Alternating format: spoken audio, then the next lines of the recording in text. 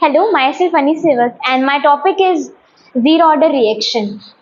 The rate of reaction is directly proportional to the zero power of concentration is called zero order reaction.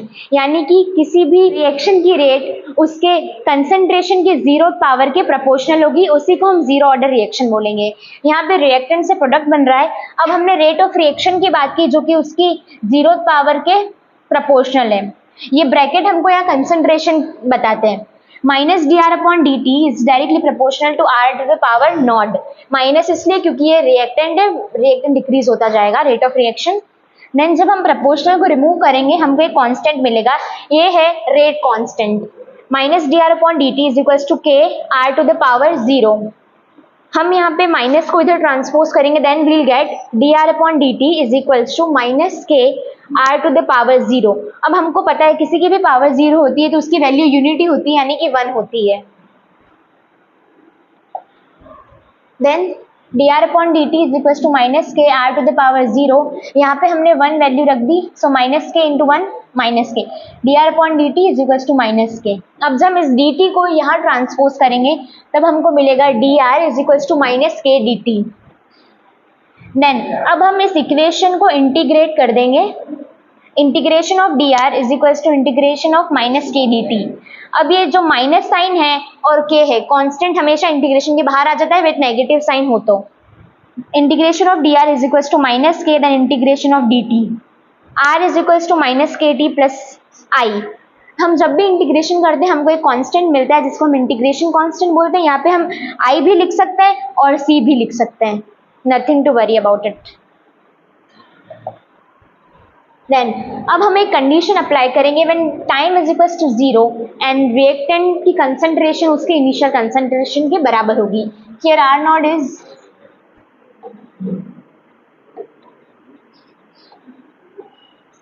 Then जब हम इसकी value यहाँ put करेंगे उस equation में जो हमने प्रीवियस पढ़ी, R is equals to minus के टी प्लस आई।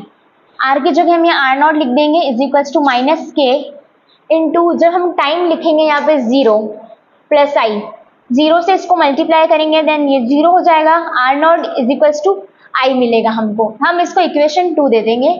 देन अब हम इसकी वैल्यू फर्स्ट इक्वेशन में रखेंगे, यानी कि r is equals to minus के टी। आई की जगह हम क्या लिख देंगे यहाँ पे आर नॉट, इसको इक्वेशन नंबर 3 देंगे।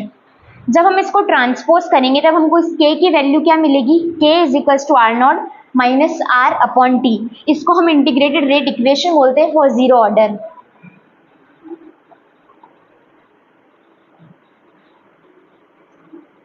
अब हमको पता है, अब हम इसका ग्राफ प्लॉट करेंगे जिसके लिए हमारे पास लाइन की इक्वेशन होती है y is equals to minus m x plus c. यहाँ पे माइनस स्लोप को डिनोट करता है, c यानी कि हमारा इंटरसेप्ट और x एक्सिस और ये y एक्सिस। हमारे पास इस इक्वेशन से जो t है वो है x एक्सिस और y एक्सिस है r। If we plot graph between R and T, we'll get y-axis पे concentration and x-axis पे time। देख रहे कि ग्राफ जब हमने प्लॉट किया तब ये वैल्यू डाउन होती जा रही है क्योंकि हमारे पास नेगेटिव था, बिकॉज ऑफ स्लोप नेगेटिव होगा तो वो वैल्यू नीचे आ रही है। और ये जो है ये इंटरसेप्ट है, जब भी इंटरसेप्ट होता है ग्राफ कभी नीचे टच नहीं करता है, वो हमेशा जीरो से स्टार्ट होगा। कंसंट्रेशन टाइम एंड के है यहाँ पे स्लोप, इसको हम माइनस स्लोप भी लिख सकते हैं या माइनस के इजिकल्स टू स्लोप भी लिख सकते हैं। अगर and also if we draw graph between rate और कंसंट्रेशन, खाली रेट और कंसंट्रेशन के बीच में हम ग्राफ ड्रॉ करेंगे तब रेट और कंसंट्रेशन वो हमको हमेशा डेड लाइन मिलेगा, क्योंकि हमने यहाँ पढ़ा है D are upon D T is equals to K हो जाएगा क्योंकि प्रोपोर्शनल था उसके कंसंट्रेशन की जीरो पावर से। अब हम जब इस प्रोपोर्शनल को हटाएंगे तब हमको क्या मिलेगा, के कांस्टेंट मिलेगा। अब इसकी पावर तो जीरो हो गई, इसकी वैल्यू 1 आ जाएगी, तो ये किसके बराबर होगा, D are upon D T is equals to के आर। रेट और कंसंट्रेशन ग्राफ हमेशा डेडलाइन रहेगा for zero order reaction. Thank you.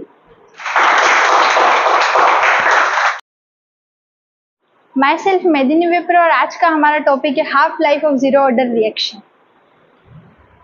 the time in which the concentration of reactant is reduced half of its initial concentration known as half life of reaction. एक ऐसा time जब reactant की concentration उसकी initial concentration के भी half हो जाती है तो उसको हाफ लाइफ ऑफ रिएक्शन बोलते हैं. जैसे कि from equation 5 K is equals to R naught minus R upon T. इसमें हमने टी को टी हाफ लिया है और आर को जब हमने बोला है कि इनिशियल कंसंट्रेशन के भी हाफ हो जाता है तो वो आर नॉट बाय 2 हो जाएगा, क्योंकि एक में से आधा जाता है तो आधा ही बचता है. R naught minus R upon T, तो इसमें हमने आर की वैल्यू रख दी आर नॉट बाय 2. तो हमने इसको टी की वैल्यू यहाँ पे रख दी और हमने यहाँ इसको ट्रांसपोज कर दिया, तो T half is equals to R naught by 2 K. और यहाँ टी हाफ जो है हमारा R naught K directly proportional है और के इन्वर्सली प्रोपोर्शनल है. T half for zero order reaction is directly proportional to initial concentration and inversely proportional to rate constant. जैसे कि यहाँ हमने देखा कि टी हाफ जो है वो हमारा R naught K directly proportional है और रेट कांस्टेंट यानी कि के इन्वर्सली प्रोपोर्शनल है. अब हम इसके एग्जांपल्स देख लेते हैं.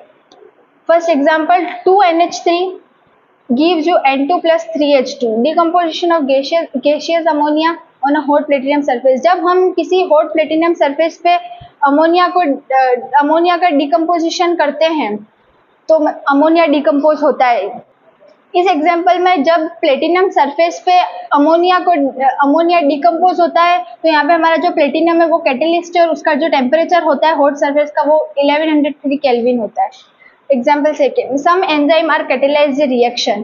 कुछ एंजाइम्स जो होते हैं वो कैटेलाइज्ड के रूप में मतलब होते हैं, उसको अगर किसी रिएक्शन में लिखते हैं तो वो कैटेलाइज्ड रिएक्शन हो जाती है. और जितनी भी कैटेलाइज्ड रिएक्शन होती है वो सब जीरो ऑर्डर ऑफ रिएक्शन ही होती है. और ये एक ट्रिक होती है, अगर किसी भी रिएक्शन में कैटेलिस्ट मोस्टली अगर होता है तो वो सब जीरो ऑर्डर ऑफ रिएक्शन ही होती है. Thank you.